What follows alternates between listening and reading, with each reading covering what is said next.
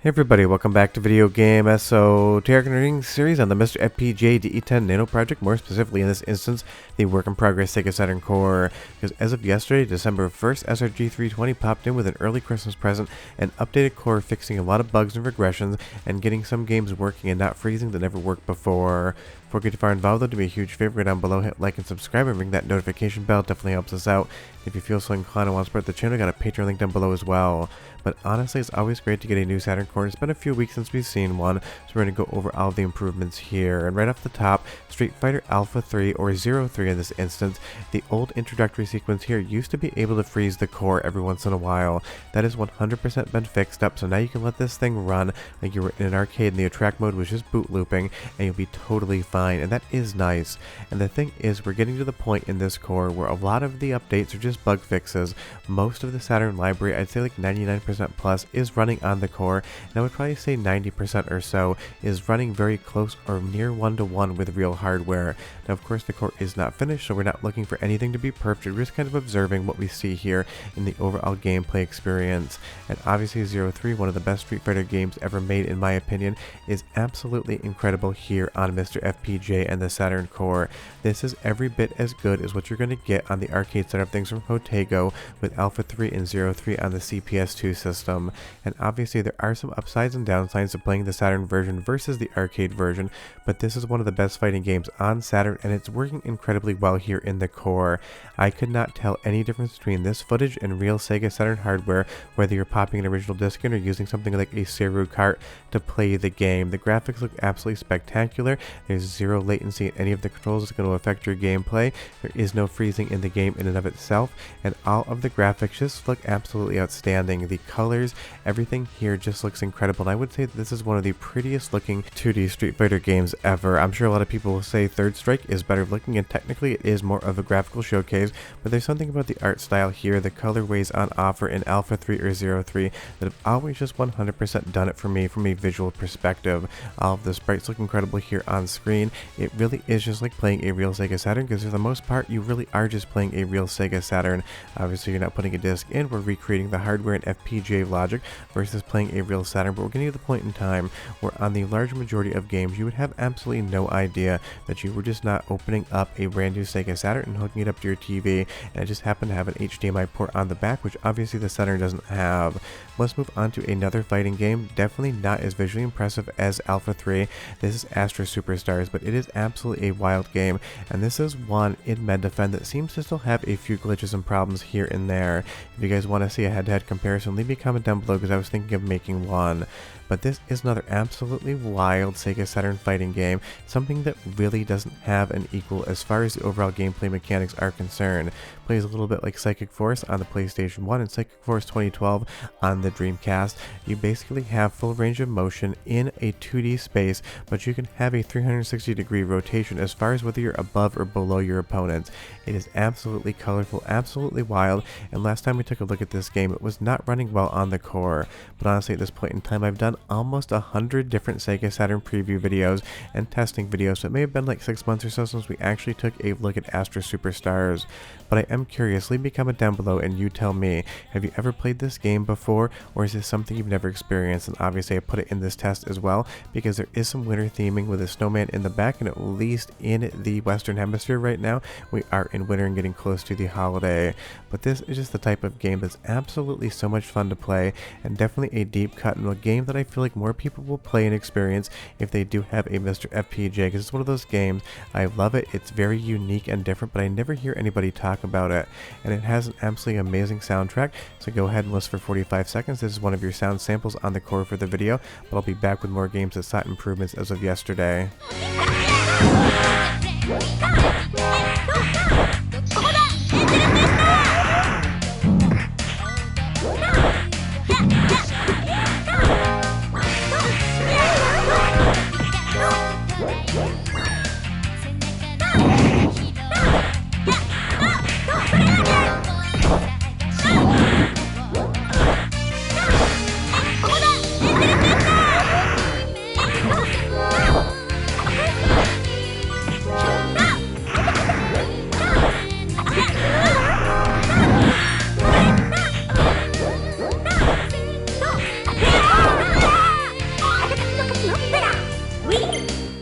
Game just has such a fun soundtrack and definitely some big Waku Waku 7 vibes here as well. So if it's a game you've never played before, try it on the current Sega Saturn Core. And if you do want to see a longer video on this, maybe a comparison with software emulation, leave me a comment down below. And if you're wondering why you do see some interlaced lines, that is just because of the capture methodology on this one. There is still a little bit of interlacing weirdness if you're not going over direct video mode, but I'm sure we'll get that all fixed up in the future.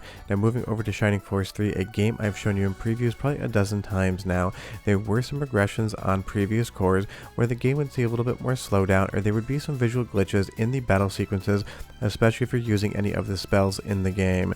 While the game was 100% playable and you could play it from start to finish, because I checked with some people that did that, obviously we don't want to have any visual glitches in the actual gameplay, because this needs to be as close to a Sega Saturn 1-to-1 as far as performance and operation is concerned as it can possibly get. So having any of those regressions, definitely something that SRG320 is going to go in and patch up like he has here.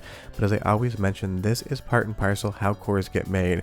For every improvement there may be a regression, and you basically have to kind of pick and poke at some of the bugs to find out why they are occurring, especially in the late stages of active development. Once you're getting really close to a finalized core, finding those last little stray bits of issues in the code can be definitely a nightmare. It can take a long time, but you'll see here as we go in and use Blaze level 1, the spell looks absolutely exactly as it should on real Sega Saturn hardware, and that's what you're looking at here. And it seems like everyone loves to test Shining Force 3 because it was one of the first regressions people noticed when it came to the previous core. I didn't show a preview on that there, but it has definitely been improved. Everything seems to be running like a real Sega Saturn would, and obviously Shining Force 3, one of the best tactical RPGs on the Sega Saturn or ever made. Now moving over to game that definitely isn't the best of anything, this is Slam and Jam. It is a very impressive game as far as how it uses isometric pseudo 3D viewpoint here, and the play field in every single previous core was glitched and did not look correct. So it is another game that has seen improvements on the most recent core posted as of yesterday in the afternoon time, and that is what it takes when you're developing cores like this. Would anyone really be bummed out if Slam and Jam didn't work perfectly? Probably not. It is a decent game, but it's never going to live up to the heights of stuff like NBA Jam, which we can play on MiSTer FPGA. But getting this bug fixed probably fixed 3 other visual glitches in games we never even realized they existed in, because they're probably some of the most fringe Sega Saturn games out there. So if you are a fan of Slam and Jam, and I'm not saying it's a bad game, I'm just saying it's not the best game, you can play it here, but you will see that net still seems to invert when you hit a shot. It's definitely going in the wrong direction. So while this is improved, it is not perfect because that net is still defying the laws of physics, though it is pretty funny to see it. And moving over to another 3D fighting game, Alandori, or however you want to pronounce it, Alandori, you guys can pick down below. This is another game that's seen improvement since the last time we talked about it. There was a little bit of slowdown as far as I remember when I last tested this game, and definitely some visual glitches, and you will see here, this game looks much better now. Definitely not a lot to say about it in the backgrounds, they are very static, but it is fun to have these full 3D models on screen, and it is another game that's seen improvement since the last time we tested it, and one that people have been asking about in the comments.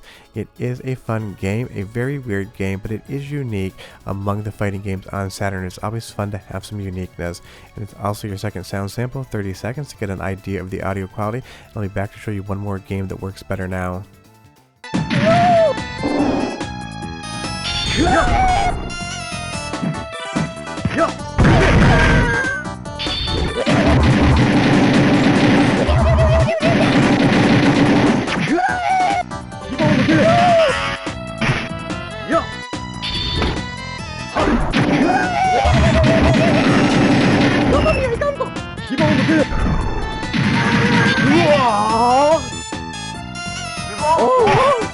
Another fun game, another fun soundtrack, and it sounds great here coming out of the MiSTer FPGA Sega Saturn Core. So for the most part, I haven't really been able to find any sort of audio glitches in the most recent test, probably over the last couple months or so, and even then they were definitely few and far between. But it seems like on the audio side of things, with all of the different tests that can be run to check in on the audio, everything passes 100%. So honestly, if you hear any audio glitches in any games, leave me a comment down below, because I haven't been able to find one in a long time.